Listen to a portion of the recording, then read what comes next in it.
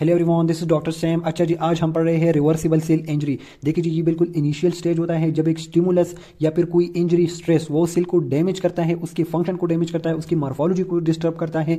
अच्छा जी, लेकिन अगर हम फिर वो ओरिजिनल जो स्टिमुलस है उसको अगर हम रिमूव करें तो cell can return to its normal, तो उसको हम रिवर्सिबल सेल इंजरी कहते हैं। So this is very simple के stage of cell injury which can return to its normal position if the original stimulus या damaging stimulus is removed. So इसमें कुछ ऐसे खास बात नहीं है। देखिए जी, अगर एक सेल है जो इस्कीमिया का शिकार हो चुका है, देखिए जी, अगर एक सेल है जो इस्कीमिया का शिकार हो चुका है, अब इस सेल की जो है हम दोबारा से ब्लड सप्लाई बहाल कर दे तो ये दोबारा से अपने ओरिजिनल स्टेट पे आ सकता है। This is reversible. लेकिन अगर ये इस्कीमिया इतनी सीवियर है कि ये सेल एक ऐसे स्टेट पे चला जाता है जहां इसकी सेल डेथ वाक़ हो जाती है और ये फिर अपने ओरिजिनल स्टेट में नहीं आ सकता, अगर हम ब्लड सप्लाई बहाल भी करें और ये दोबारा से अपने ओरिजिनल स्टेट पे नहीं आ सकता, उसको हम सेल डेथ कहते हैं या इरिवर्सिबल इंजरी कहते हैं। अच्छा जी, देखिए अब हमारे पास रिवर्सिबल सेल इंजरी जहां से सेल वापस आ सकता है वो हमारे पास क्या क्या चेंजेस लेके आता है, देखिए हम देखते हैं। देखिए यह हमारे पास एक सेल है और इस सेल को ये एक ब्लड सप्लाई आ रही है। अब इस सेल ने जो है इस्कीमिया फेस किया बिकॉज यहाँ पर देखिए जी ब्लड वेसल में थोड़ा सा अक्लूजन आ चुका है। अच्छा जी, अब ये सेल जो है ये इस्कीमिया का शिकार हो चुका है। अब देखिए हमारे पास ब्लड के अंदर ऑक्सीजन आ रहा है and finally it leads to the formation of ATP. क्या कर रहा है, एटीपी बना रहा है। एटीपी यहाँ पर हमारे पास सेल के अंदर एटीपीज बनते हैं ना, सेल के लिए अपने फंक्शंस को बरकरार रखने के लिए एटीपी की जरूरत होती है। अब यहाँ पर हमारे पास क्या है, एनर्जी डिपेंडेंट आयंस चैनल या पंप्स है, एनर्जी डिपेंडेंट आयन पंप्स है। अब ये पंप्स क्या कर रहे हैं, ये सेल के अंदर और बाहर जो है हमारे पास नॉर्मल होमोस्टेसिस रखते हैं कि हमारे पास सेल के अंदर ना वाटर ज्यादा हो, साल्ट ना ज्यादा हो, कम हो। ये और ये सेल, ये जो पंप्स है ये होली सोली एनर्जी पर डिपेंडेंट है। अब यहां से ब्लड कंप्रोमाइज हो गया, सेल प्रॉपरली एटीपीज नहीं बना सकता, तो जो एनर्जी डिपेंडेंट आयन पंप्स है वो डिस्टर्ब हो जाएंगे, वो अपना फंक्शन प्रॉपर नहीं कर सकते। जब ये अपना फंक्शन प्रॉपर नहीं कर सकती तो सेल के अंदर क्या हो जाएगी, ये पंप बेकार हो चुके हैं, अब ये नॉर्मल होमोस्टेसिस नहीं रख सकते। सो सेल के अंदर वाटर की इनफ्लो हो जाएगी। देखिए जी, सेल के अंदर क्या हो जाएगी, सेल के अंदर चूंकि कंसेंट्रेशन ज्यादा है ना, तो water will be flow from low to high concentration. क्या करेंगे, वाटर जो है सेल के अंदर जाना शुरू हो जाएगा और स्वेल जो है फाइनली वो स्वेल अप कर जाएगा। देखिए जी, वो इस स्टेट में आ जाएगा सेल। अब ये एक देखें, ये एक रिवर्सिबल सेल इंजरी है जिसमें हमारे पास सेल के अंदर जो है सारे का सारा पानी चला गया। Swelling of the endoplasmic reticulum and mitochondria, जो इसके अंदर ये देखें हमारे पास जो एंडोप्लाज्मिक रेटिकुलम है या फिर माइटोकॉन्ड्रिया है उसकी मेम्ब्रेन्स भी अपना प्रॉपर फंक्शन नहीं कर सकेंगे। अच्छा जी, तो क्या हो जाएगा, ये सब स्वेल कर जाएंगे। तो अब हम फिर मॉर्फोलॉजी में देखते हैं कि न्यूक्लियस पर क्या फर्क पड़ रहा है, एंडोप्लाज्मिक रेटिकुलम पर, माइटोकॉन्ड्रिया पर। इसके अलावा हमें माइलिन फिगर जो है वो नजर आनी शुरू हो जाते हैं। जो प्लाज्मा मेम्ब्रेन है, बाउंड्री है, उसके अंदर हमें बेल्ब्स जो है ब्लेब्स नजर आने शुरू हो जाते हैं। So this is all about morphology. हम मॉर्फोलॉजी में देखते हैं तो हमने क्या पढ़ा कि हमारे पास रिवर्सिबल सेल इंजरी क्या है, which can return to its normal position if the original stimulus is removed. अब इतने सारे चेंजेस आ चुके हैं, लेकिन अगर हम दोबारा से ब्लड सप्लाई बहाल करते हैं तो सेल देखिए जी will return to its normal position, तो रिकवरी पॉसिबल है। So this is reversible. लेकिन अगर ये बहुत ज्यादा टाइम के लिए हो, बहुत परसिस्टेंट हो, हद तक कि हमारे पास न्यूक्लियस जो है वो लॉस हो सके, न्यूक्लियस की मेम्ब्रेन सेल बर्स्ट हो जाए तो फिर ऐसी कंडीशन आएगी निक्रोसिस की, वो मैं इंशाल्लाह नेक्स्ट लेक्चर में आप लोग को पढ़ाऊंगा। और सेल डेथ की सबसे बड़ी निशानी ये है कि सेल अपना न्यूक्लियस लॉस करेगा। देखिए जी, इसके अंदर न्यूक्लियस जो है वो, उसकी मेम्ब्रेन जो है वो पट चुके हैं, सब कुछ पट चुका है। देखिए इन्फ्लेमेशन आ जाएगा, तो दिस इज कॉल्ड निक्रोसिस। लेकिन आज का हमारा टॉपिक जो है वो क्या है, वो रिवर्सिबल सेल इंजरी है। स्पेशली जो रिवर्सिबल सेल है, देखिए जी ये जो सेल है उसकी हम मॉर्फोलॉजी पढ़ते हैं and this is very important. तो हमारे पास सबसे पहले मैंने आप लोग को बता दिया कि क्या हो जाता है, सेल के अंदर स्वेलिंग आ जाती है, बिकम स्वोलन। और ये क्यों, because of energy dependent ion pumps. अच्छा जी, अब हमारे पास क्या है दूसरा, ऑर्गेनिली और लिपिड जो है हमारे पास देखिए ऑर्गेनिली डीजेनरेटेड हो जाते हैं। ये इसके अंदर भी पानी गया है, इसके अंदर भी पानी गया है, तो दोनों स्वेल अप कर चुके हैं, उसके अपने फंक्शन जो है वो प्रॉपर नहीं है, तो डीजेनरेटेड ऑर्गेनिलीज आपको नजर आएंगे। और लिपिड जो है उसकी एकमुलेशन भी हो जाएगी। यहाँ पर लिपिड्स की जो देखिए जी पास्फोलिपिड जो है उसके कुछ माइलिन फिगर, ये क्या है माइलिन फिगर, ये पास्फोलिपिड से बने हुए हैं। तो इस तरह आपको डिफरेंट विक्यूल्स भी नजर आएंगे, लिपिड्स विक्यूल। अच्छा जी, in the damage cell, in the injured cell, और वो सारी चीजें जो है हम यहां पर मॉर्फोलॉजी के अंदर पढ़ते हैं।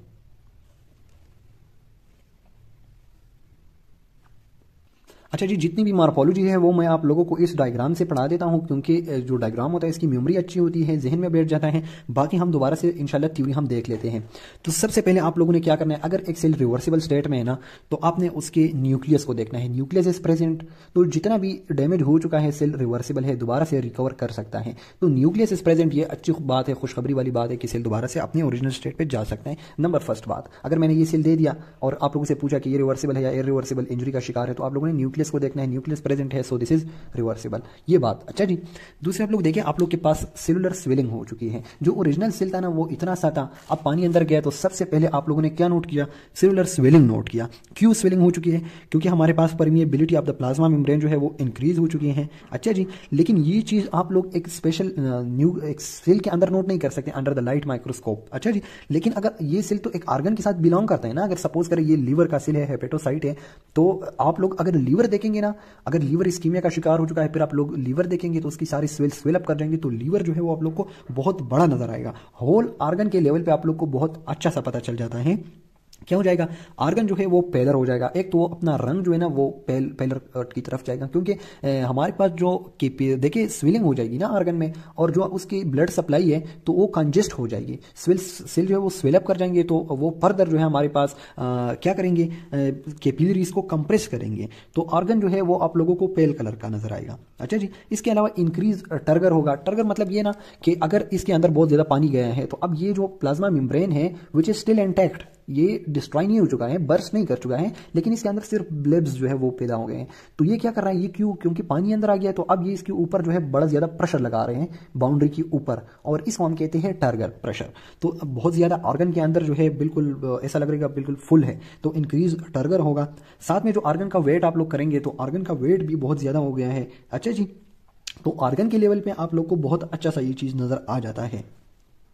अच्छा जी, अब अगर माइक्रोस्कोपिक लेवल पे देखेंगे तो ये आप लोग का एंडोप्लाज्मिक रेटिकुलम है, बिल्कुल सेल के करीब होता है। अच्छा जी, अब हमारे पास एंडोप्लाज्मिक रेटिकुलम के अंदर जब पानी चला जाता है तो इससे ये देखिए वैक्यूल जो है वो पिंच्ड ऑफ सेगमेंट्स है इसके, ये क्यों, मतलब इससे पिंच्ड ऑफ हो चुके हैं फ्रॉम द एंडोप्लाज्मिक रेटिकुलम, और इसको हम सिंपली आप लोग वैक्यूल कह सकते हैं। लेकिन ये चीजें आप लोग को नजर आना शुरू हो जाएगी, और ये क्या है हमारे पास, ये इस एंडोप्लाज्मिक रेटिकुलम से जो है पिंच्ड ऑफ सेगमेंट्स है। अच्छा जी, और ये स्टेट में जो सेल है ना, इसको हम नॉर्मली हम इसको कहते हैं हाइड्रोपिक चेंजेस या विक्यूलर डीजेनरेशन, क्योंकि इसमें बहुत ज़्यादा पानी आ चुका है। तो ये क्या है, हाइड्रोपिक चेंजेस हमारे पास सेल के अंदर आ चुके हैं। दूसरा एक चीज़ आप लोग नोट करेंगे, फैटी चेंजेस। फैटी चेंजेस देखिए, सेल के नॉर्मल जो वो था कंपोजिशन था उसमें इतनी ज़्यादा फैट्स नहीं थे, लेकिन अब जो है इसके अंदर फैट्स आ चुके हैं। स्पेशली ये अगर लीवर सेल है ना, स्पेशली वह ऑर्गन जो फैट मेटाबॉलिज्म में इन्वॉल्व है, अगर वह सेल जो है उस ऑर्गन के सेल इफेक्ट्स होंगे, तो उन सेल्स में आप लोगों को मोस्टली जो है ट्राइग्लिसराइड्स नजर आते हैं, फास्फोलिपिड्स नजर आते हैं। जिस तरह ये देखें, ये हमारे पास माइलिन फिगर क्या है, ये फास्फोलिपिड्स है, या फिर ट्राइग्लिसराइड जो वो आप लोग को नजर आना शुरू हो जाते हैं, जिसको हम कहते हैं कि देखिए जी फैट्स एकामुलेशन हो जाता है। तो दूसरा पॉइंट आप लोगों ने नोट किया वो क्या था, फैट्स एकामुलेशन। अच्छा जी, तो appearance of triglyceride, myelin figure, ये सारे क्या हैं, ये हमारे पास फैट एकामुलेशन है, और ये स्पेसिफिकली उन सेल्स में होगा जो ऑर्गन जो है जिसकी ऑर्गन फैट मेटाबॉलिज्म में इन्वॉल्व हो, जैसा कि लीवर, आप लोगों ने याद रखना है। अच्छा जी, इसके अलावा हम देखते हैं साइटोप्लाज्म को। साइटोप्लाज्म में एक तो डाइल्यूट सा हो गया है, बहुत ज्यादा इसके अंदर पानी आ चुका है। अब अगर आप लोग जो है इसके ऊपर एसिनोपेल स्टेन डालेंगे इस साइटोप्लाज्म के ऊपर, तो ये आप लोग को बड़ा रेडर नजर आएगा as compared to the normal. अगर इसके ऊपर और दोनों के ऊपर आप लोग एसिनोपेल डालेंगे तो ये आप लोग को ज्यादा रेडर नजर आएगा। अच्छा जी, ये जो है ये हमारे पास, और ये रेडनेस जो है ना, ये हमारे पास किस चीज़ की अलामत है, इंजरी की अलामत है। अगर हम रिवर्सिबल और इरिवर्सिबल सेल के ऊपर जो है इसिनोपेल डालेंगे तो ये ज़्यादा रेडर होगा। तो रेड वैसी भी खतरे की निशान है, जितना रेडनेस ज़्यादा होगा उतनी आप लोगों के साथ इंजरी जो है वो सीवियर होंगी, सेल इतना ही खराब स्टेट में होगा। अच्छा जी, अब साइटोप्लाज्म, न्यूक्लियस भी हो गया, रफ एंडोप्लाज्मिक रेटिकुलम भी हो गया, न्यूक्लियस भी हो गया। अब हम देखते हैं साइटोप्लाज्म भी हो गया। अब हम देखते हैं मेम्ब्रेन। देखिए जी, मेम्ब्रेन में तो क्लियर कट बहुत वाज़ेह इसके ऊपर दाने दाने से आ गए हैं पूरी मेम्ब्रेन सेल के ऊपर से। देखिए जी, तो इसको हम मेम्ब्रेन ब्लिप्स कहते हैं, ब्लंटिंग कहते हैं। और मेम्ब्रेन की जो है हमारे पास जो इंटरनल उसके साथ कनेक्शन है, देखिए जी ये मेम्ब्रेन है ना, इसका इंटरनल सेल के साथ भी कनेक्शन होता है साइटोस्केलेटन के साथ, तो वो लॉस हो चुका है, तो इसलिए सेल बाहर की तरफ ब्लिप्स कर रहा है। क्यों ब्लिप कर रहा है, क्योंकि इंटरनल सेल के साथ इसके कनेक्शन जो है वो वीक हो चुके हैं, और ये हमारे पास ये सारी चीजें अपीयर होना शुरू हो चुके हैं। इसके अलावा अगर ये एक ऐसे सेल का सेल है जो हमारे पास जिसके ऊपर माइक्रोविलाई होती है, विलाई, तो ये सारी भी डिस्टर्ब हो जाती है, माइक्रोविलाई भी डिस्ट्रॉयड हो जाएंगी। अच्छा जी, अब हम माइटोकॉन्ड्रिया की तरफ देखते हैं। देखें हमारे पास जो माइटोकॉन्ड्रिया है ना, माइटोकॉन्ड्रिया के अंदर क्या हो गया, एक तो ये स्वेल कर चुका है, पानी इसके अंदर गया है, क्योंकि इसका प्लाज्मा मेम्ब्रेन जो है उसके पंप्स भी खराब हो जाएंगे, तो इसके अंदर भी पानी चला जाएगा, तो एक तो ये स्वेल कर जाएगा। दूसरी बात ये ना कि इसके अंदर आप लोगों को पास्फोलिपिड रिच एमार्पस डेंसिटीज नजर आएंगी। देखिए जी, इसके अंदर पास्फोलिपिड रिच एमार्पस डेंसिटीज जो हमारे पास जब ये फुल डिस्ट्रॉय हो जाता है, निक्रोसिस हो जाता है ना, तो एमार्पस डेंसिटीज इन माइटोकॉन्ड्रिया जो है ना, ये देखें ये बिल्कुल क्लियर हो जाते हैं। अभी बहुत क्लियर है निक्रोसिस की उसमें, लेकिन यहाँ इतनी ज्यादा क्लियर नहीं है। इसके अलावा रफ एंडोप्लाज्मिक रेटिकुलम को अगर आप देखेंगे ना, तो वो भी डायलेट हो चुका है।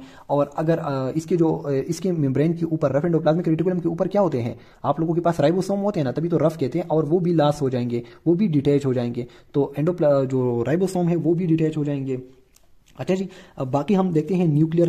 तो मैंने आप लोगों को बता दिया कि न्यूक्लियस तो है बिल्कुल इसके अंदर प्रेजेंट होगा, क्योंकि ये अब रिवर्सिबल स्टेट में है, लेकिन इसके अंदर जो क्रोमेटिन है उनकी क्लम्पिंग हो जाएगी। क्रोमेटिन क्या, ये उसकी वो है जिससे हमारे पास क्रोमोसोम बनते हैं, तो ये क्लम्प कर जाएंगे एक दूसरे के साथ और आप लोग को नजर आना शुरू हो जाएंगे। बाकी वो है आप लोग के पास माइलिन फिगर है। देखें ये जो माइलिन फिगर है आप लोगों के पास, माइलिन फिगर है आप लोग के पास, ये माइलिन फिगर एक्चुअली है क्या, ये पास्फोलिपिड्स है। अच्छा जी, और ये पास्फोलिपिड कहाँ से आ गए हैं, देखिए जी थोड़ा बहुत इसका मेम्ब्रेन भी डैमेज हो चुका है, क्योंकि इसके अंदर पानी जा रहा है, इसका मेम्ब्रेन भी, तो जो मेम्ब्रेन डैमेज होता है वो अपने पास्फोलिपिड लॉस करता है, और वो पास्फोलिपिड जो है वो क्या बना देता है, वो माइलिन फिगर बना देते हैं। जब हम फुली डिस्ट्रॉय हो जाएंगे ना, तो ये माइलिन फिगर इतने बड़े बड़े और बहुत सारे आप लोग को नजर आएंगे। तो ये जो है बिल्कुल इरिवर्सिबल स्टेट में, लेकिन जब रिवर्सिबल है ना, तो ये आप लोग को थोड़े बहुत माइलिन फिगर भी नजर आते हैं। देखिए जी, ये आप लोग की पूरी मॉर्फोलॉजी है, सेलुलर स्विलिंग है, मैंने आप लोग को बता दिया कि पेलर हो जाएगा, कंप्रेशन आपकी पिलरीज हो जाएंगी, टर्गर इंक्रीज हो जाएगा, आर्गन की वेट इंक्रीज हो जाएगी। इस तरह जो है इसको हाइड्रोपिक चेंजेस कहते हैं, फैटी चेंजेस आएंगे, स्पेशली लीवर में, क्योंकि लीवर फैट मेटाबॉलिज्म में वो है इन्वॉल्व है, तो आप लोग का अपीयरेंस ऑफ ट्राइग्लिसराइड होगा। साइटोप्लाज्म जो है वो रेडर होगा, क्यों, क्योंकि एसिनोफिल स्टेन हमने अप्लाई किया, और जितना रेडर होगा, जितना खतरनाक हम प्रोग्रेशन टू द निक्रोसिस करेंगे, तो उतना ही रेडर होगा ये। प्लाज्मा मेम्ब्रेन जो है ब्लिप्स आएंगे, ब्लंटिंग आएगी, माइटोकॉन्ड्रिया जो है वो स्वेल कर जाएगा, अपीयरेंस ऑफ डेंसिटीज हो जाएंगी, एंडोप्लाज्मिक रेटिकुलम जो है वो हमारे स्वेल कर जाएगा, डिटैचमेंट ऑफ राइबोसोम होगा, न्यूक्लियर अल्टरेशन होगी, clumping of chromatin, myelin figure. और माइलिन फिगर जो है इसकी हमारे पास जो पास्फोलिपिड है वो derived from the damage cellular membrane. अच्छा जी, ये बात याद रखनी है।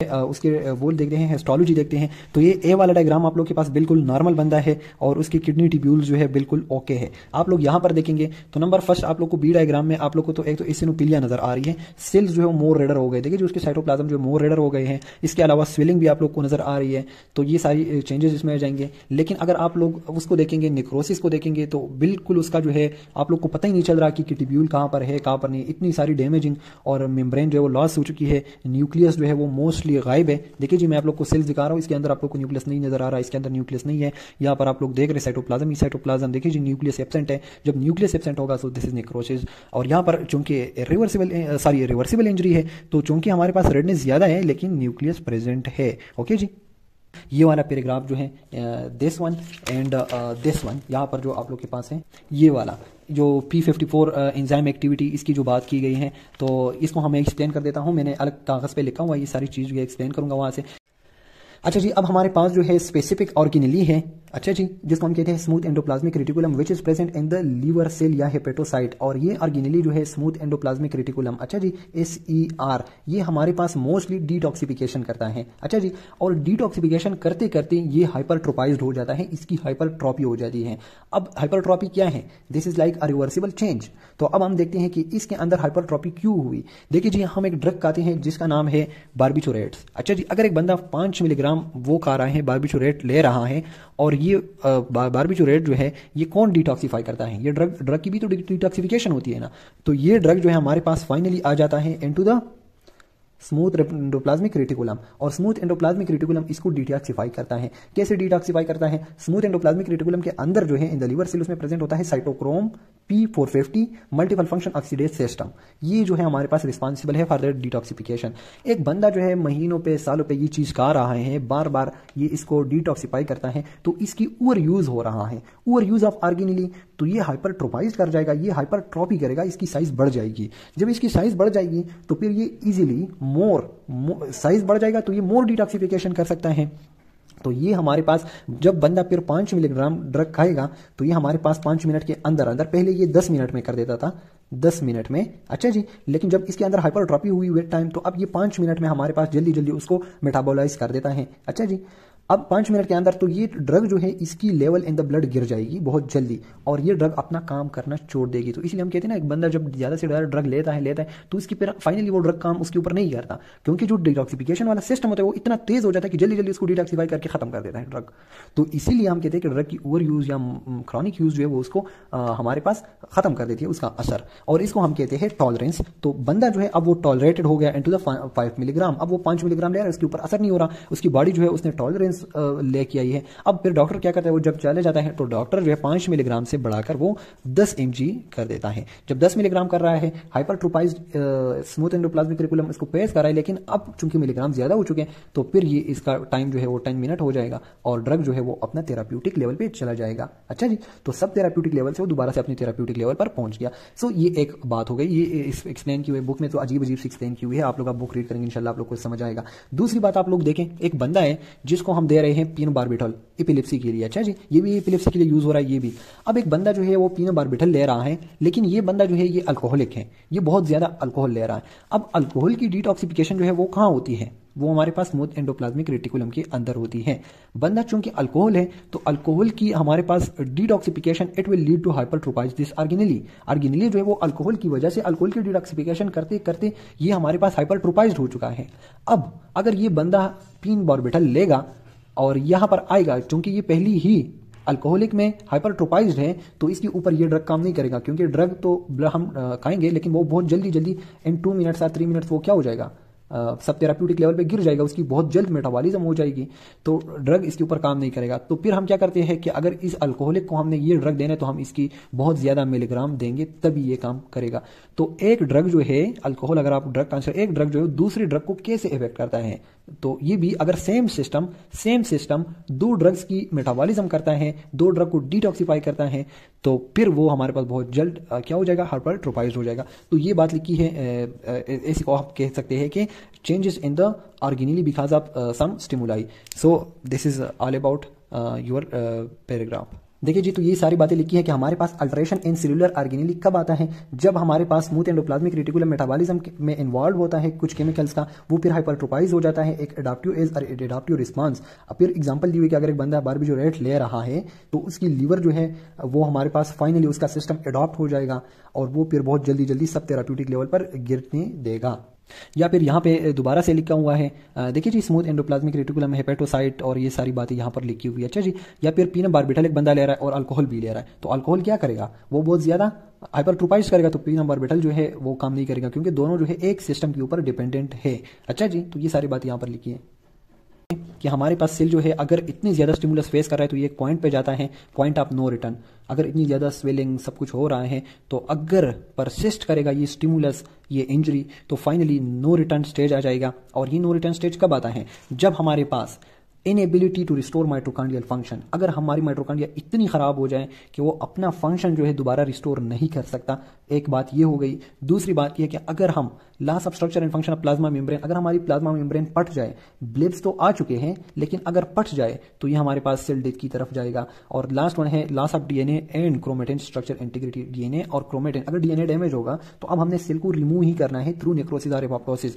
तो ये 3 निशानियां अगर आप लोग के पास आती है एक सेल के अंदर, फिर वो इरिवर्सिबल स्टेट में चला जाता है, कॉल्ड सेल डेथ।